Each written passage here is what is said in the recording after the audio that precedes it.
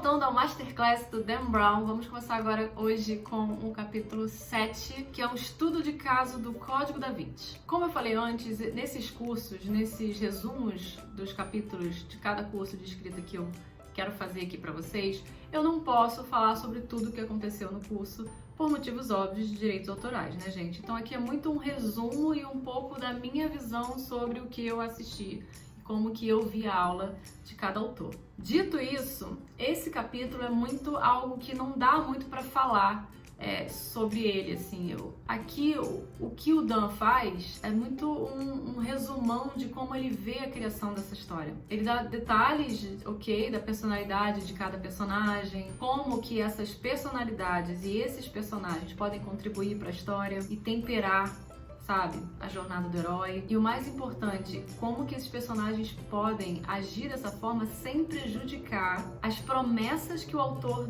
fez pro leitor. É legal a ideia de você poder usar personagens para questionar as coisas, principalmente aquelas coisas que você quer chamar a atenção do leitor, que você quer que o leitor olhe naqueles seus debates cinzentos, mas sem prejudicar a imagem que o leitor tem do seu vilão ou do seu herói. E é por isso que você bota essas visões contraditórias, essas coisas em personagens secundários, justamente para você não prejudicar essa imagem. Ele fala como foi construir esses personagens pro Código da Vinci, e é mais um bate-papo, assim, você tem que assistir para entender Ele é muito didático, o Dan é maravilhoso, e você fica assim mais interessado para ler, se você não tiver lido, e se você já leu o Código da Vinci, você começa a ver o livro de outra forma também, porque como eu falei lá no início, eu sou muito, tenho uma visão meio, mas ele escreve em fórmulas, eu não tenho paciência. Mas depois que eu terminei o curso, eu entendo por que ele faz isso, e isso não desmerece, nem tira o mérito do talento que ele tem como escritor, como criador de histórias. Eu acho só uma maneira dele se estruturar melhor e ele acha que assim funciona. Então eu respeito isso, tá, gente? Por favor. 8 é um capítulo muito legal que ele dá tópicos de como você vai construir histórias. Na ordem do Dan Brown, você deve primeiro: escolha o mundo e encontre a área cinza. 2. Crie o vilão, depois o herói. 3. Pense nos 3 Cs. Lembra lá no início do contrato, o clock, que é o tempo, e o crucible. 4. Escreva o cenário. 5. Escreva o final primeiro. Valeu! O 6 aí é você navegar pela história. Primeiro, segundo, terceiro ato. 7. Desenvolva os personagens secundários. 8. Aumente a tensão. 9. Construa os obstáculos. 10. Relembre o leitor do que está em jogo. 11. Motive os personagens para ir para a próxima etapa da história, para o próximo ponto. E 12. Conclua a história. Eu acho o 12 mais desafiador. E vocês? 9. Escrevendo capítulos e cenas. Aqui vai muito de cada um. É muito difícil essa parte de estruturar um outline, de estruturar uma história. O McKee fala daqueles post-its, que você coloca a descrição das cenas. Primeiro você fez aquele macro, depois você vai juntando, depois você vai acrescentar os diálogos quando você já conhece os personagens, aí o diálogo vai fluir bem melhor. O Neil Gaiman já não vê tanto como uma estrutura assim muito perfeitinha, ele já pensa mais como rascunho, depois o segundo rascunho, uma leitura. Aqui o Dan Brown fala para você fazer uma lista passo a passo do que aquele capítulo vai contar. Aí o propósito de cada capítulo. Isso que vai te ajudar a te nortear. O Dan aqui ele dá o exemplo de como ele criou as cenas, como ele estruturou cada capítulo no Código da Vinci, como ele construiu o suspense, que ele vai fazendo promessas aos poucos, vai respondendo e resolvendo uma de cada vez, e que isso que vai fazer com que o leitor vire a página e confie no autor, sabe? Porque se uma coisa é também meio Lost, se você fizer uma coisa meio Lost, cria várias perguntas, chega na terceira, quarta temporada, porra, amigo, sério? Você tá cansado, você quer algumas respostas, então você precisa... Eu gosto, tá? Eu não vou falar mal de Lost não, porque eu sou pela saca, eu gostei até o final. Até do final, inclusive. Abafa. Mas o Dan Brown, ele vai respondendo aos pouquinhos para que o leitor confie e saiba que ao virar a página, ele vai conseguir ter essas respostas em algum momento. Pode não ser rápido, mas elas vão existir, elas vão estar lá. Você pode pensar nos capítulos como uma música, compondo a melodia, sabe? Vai preparando pro crescendo e pro final. O McKee fala disso também no capítulo, eu não vou lembrar qual capítulo agora, mas ele fala justamente do crescendo da música. Eu lembro disso. E aí tudo prepara para aquela grande nota final. A ideia é você variar a intensidade para não cansar o leitor, claro, né? A gente não quer manter ali tudo na mesmice, no mesmo tom de voz, senão a pessoa vai dormir. Deixa o cara tenso, depois deixa ele respirar, depois deixa ele tenso de novo. Aí respira, vai alternando. E não esquecer que abrir um capítulo é uma das coisas mais importantes que você pode fazer. E eu concordo. Cara, como eu concordo? Eu acho que a abertura de capítulo, a abertura de livro, não pode ser paradona. Tem que ser uma coisa assim, principalmente no suspense. Tem que ser algo que você, agora eu quero ler o capítulo todo. Ou agora eu quero ler o livro todo. Quando você olha um livro de suspense, que geralmente é um calhamaço, Dan Brown, né? Pra ajudar a pensar em como abrir um capítulo, pensa assim em momentos conflitantes. O leitor tá aprendendo algo novo, é uma nova locação. E a ideia de você, quando você tá criando, né, a jornada de um ponto A para um ponto B, aqui você tem que focar em colocar os personagens numa situação difícil, né? E essa situação difícil, ela vai piorando com o tempo. O Mackie falava disso também. Que isso vai ajudar a criar boas cenas marcantes, cenas que vão fazer o leitor virar a página. E aí você escolhe os obstáculos que sejam importantes para você, para a história, para o personagem. Podem ser conflitos físicos, intelectuais, criativos, não importa. Se esses conflitos mexem com você de alguma forma, eles vão mexer com o leitor. Você deve colocá-los no livro. 10. Pesquisa. Claro que você quer que seu mundo seja coerente. Então, é importante aquele dever de casa, sim, para você saber exatamente quais elementos que vão corroborar com os outros elementos ou com o seu mundo, com as regras que você criou para esse mundo.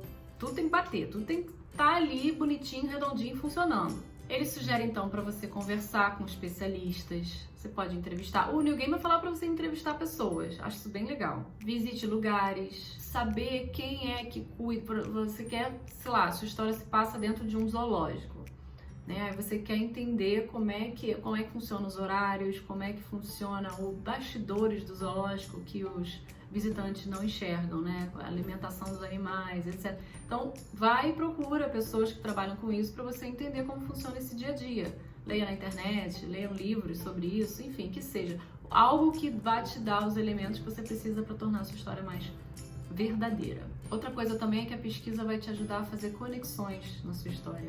Mas tem que ir com calma, né? Primeiro que a gente não pode trocar a pesquisa por procrastinação, isso é muito importante.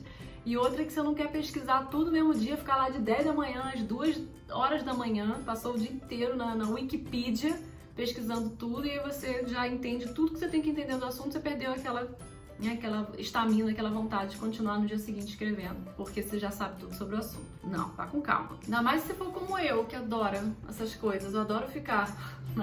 Eu fico pulando de um link para outro, aprendendo tudo, que formigas são assexuadas, qual é a cidade maior do mundo, qual é o restaurante mais alto do mundo. Coisas assim que eu nem preciso pra minha história, eu tô lá pesquisando. Antigamente é o OK Google, agora é Alexa, qual é a raiz quadrada de 46.000? Raiz quadrada de 46.000 é aproximadamente igual a 214,4761. Mas é uma coisa interessante, porque, por exemplo, vai que eu tô falando de um personagem que combina ter essa resposta que eu acabei de ver com a fulana, que eu não posso falar o nome, senão ela vai ligar. Aí eu posso tacar no livro, é uma informação importante, mas cuidado. Tudo tem seu limite, coloca na história, conforme você for escrevendo, todas essas curiosidades você vai aprendendo, mas depois na parte da edição você tira se for excesso, se for gordura ali desnecessária. Mas isso você vai sentir melhor na parte da edição, fica para outro momento. Importante, aqui o ponto é saber a hora de parar, para não virar procrastinação. Lembra que você só precisa de um punhadinho de informação para começar. Uma coisa legal também que eu faço, eu tenho às vezes problema de parar de escrever para pesquisar aquilo que na cena pediu para que eu saiba. Então, por exemplo, eu tô no hospital, ou tô falando de alguma situação que a pessoa foi pro hospital e precisou ser medicada, ou precisou ser operada, alguma coisa do tipo. Aí eu escrevo assim, ver nomes de medicamentos, ou ver nome de doenças que poderiam combinar com esse momento. E eu sigo escrevendo, não paro não, senão vai me dar bloqueio, ou então eu vou parar pra pesquisar aquela doença naquele momento, ou medicamento que seja. Daqui a pouco eu tô vendo as formigas assexuadas, a raiz quadrada de não sei quem, me perdi. E eu não volto pra história, paro, levanto, vou comer alguma coisa. Quando tô vendo, quando eu percebo, eu já tô vendo série da Marvel ou Walking Dead. e não volta a escrever. Então, cuidado. 11. Criando suspense. Você tem várias ferramentas para usar num thriller. Você só precisa saber quando você vai usar cada uma para criar essa tensão na história. Você pode usar segredo dos personagens, identidades secretas, identidades falsas ou dúbias. Como que você vai revelar essas informações é que vai criar a tensão na história. Na verdade, vai criar a expectativa, né? Você vai passar uma coisa que é dúbia, a pessoa vai, meio que não saber se esse personagem é duplo agente duplo, agente triplo.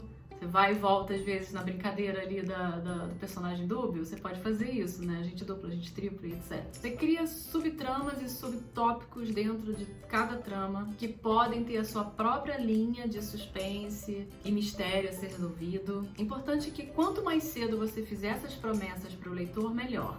Desde o início do livro, primeira página, você tem que situar a trama principal, já fazer uma promessa, para ele saber que no final aquela promessa vai ser respondida. Quanto maior a promessa, melhor, porque você cria mais tensão. E uma coisa que o Dan Brown fala como uma, não é uma sugestão, mas uma dica para quem está começando, é criar histórias com linha do tempo curtas, né?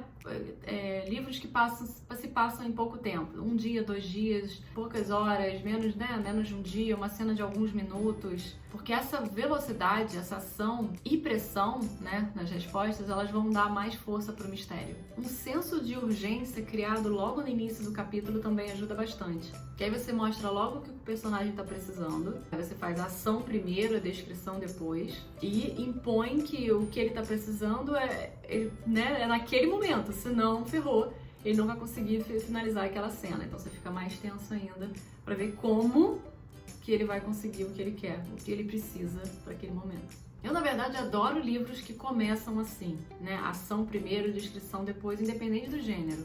Tem muitos livros de fantasia que começam com a descrição do mundo primeiro. Não vou falar nem de Senhor dos Anéis, não é isso, mas muitos. Você vê muito essa ideia de que eu preciso apresentar de alguma forma o ambiente em que meu protagonista se encontra, para que, né, o meu leitor não fique perdido, e depois eu apresento uma cena do que está acontecendo. Eu gosto do contrário. Por exemplo, eu comecei a ler Duna. Duna é um mundo mega complexo, certo? É muita coisa, são casas, são famílias, as pessoas até comparam um pouco que Game of Thrones se inspirou em Duna, enfim. Tem toda uma ideia complexa de muita coisa, com muitos nomes, muitas espécies, muitas coisas acontecem. Só que no início do livro, o autor, muito sabiamente, começou com uma ação incrível. O primeiro capítulo é algo assim que você fica, uau, eu quero ler esse livro inteiro, que é uma espécie de teste de dor do protagonista, do Paul. Outra dica que o Dan Brown dá é você terminar o capítulo antes da hora. Os famosos ganchos. Segura a informação o máximo possível para manter o leitor interessado. Código da Vinci tem isso. Todo livro do Dan Brown tem isso. Ele não é à toa que ele é um mestre do gênero. Ele diz que ele pensa numa história como se fosse um caça ao tesouro. Que para tudo que ele escreve há um motivo e uma maneira de conseguir a informação. E é assim que ele vai conduzindo a gente de um lugar para outro. A foda é que Caça ao Tesouro, cara, era a minha brincadeira favorita quando eu era criança. Minha mãe era incrível nessa brincadeira. Minha mãe também tem alma e espírito de escritora. Ela criava umas pistas. E o lugar que ela escondia essas pistas, gente, é muita criatividade. Porque a maneira como fluía a pista de um jeito meio poético, e tem que ser claro para uma criança, ao mesmo tempo tem que estar escondido e ser uma metáfora de alguma coisa para eu saber que tinha um papelzinho atrás da máquina de lavar, sabe? Eu ia lá no papelzinho na máquina de lavar, eu achava o papelzinho, abria, e aí eu tinha que descobrir que aquele próximo trecho se tratava da geladeira ou embaixo da cama, até eu achar, sei lá, ovo de Páscoa. Basicamente isso. Pensa no seu livro como esse tipo de caça ao tesouro. Como que você consegue escrever as pistas, o que as pistas estão escondendo, né? E como que o personagem vai fazer para chegar até lá. Simples assim. Aí, de vez em quando, você para um pouco a história para lembrar o seu leitor informações importantes, que sejam pertinentes para o mistério. Isso que vai tornar a resposta lá na frente mais plausível. Chega! Que vídeo grande! Vamos parar por aqui. No próximo, eu acho que eu termino. Vamos ver se eu consigo terminar. A gente começa no capítulo 12, tá bom? Até lá. Beijo! Fui!